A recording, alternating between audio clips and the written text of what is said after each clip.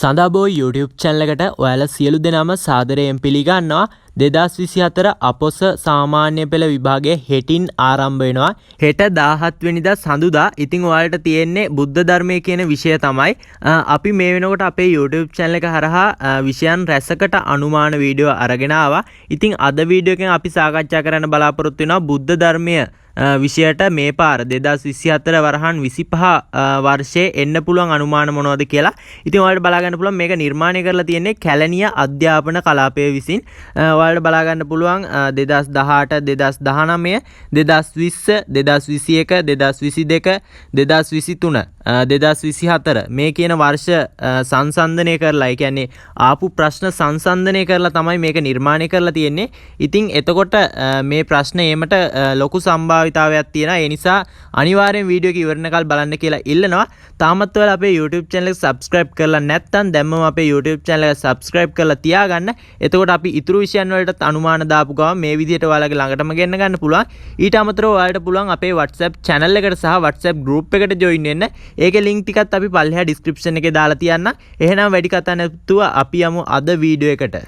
මල්ලියේ මම මෙතනදී 2018 2019 වගේ පසුගිය වර්ෂවල ආපු ප්‍රශ්න ටික සාකච්ඡා කරන්නේ නැහැ. මොකද වීඩියෝ එක දික් වෙනවා.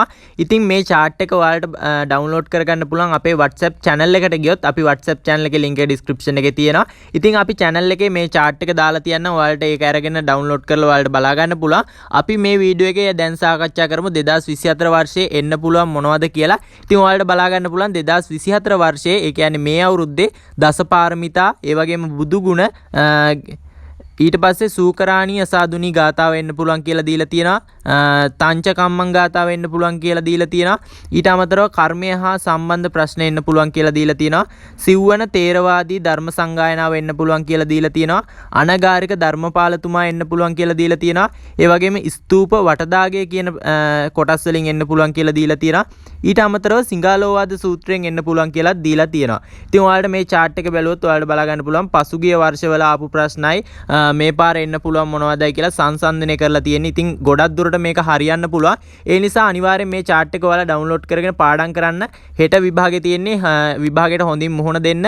එහෙනම් නංගි මල්ලියේ හෙට තියෙන බුද්ධ ධර්මයේ විෂය හොඳින් ලියන්න කියලා මම ඔයාලට හදවතින්ම ආශිර්වාද කරනවා. ඒ වගේම මතක ඇතුව අපේ YouTube channel එක subscribe කරලා තියාගන්න. තවත් ඔයාලට අනුමාන අවශ්‍ය විෂයන් තියෙනවා නම් පල්ලෙහා අනිවාර්යෙන් comment කරන්න.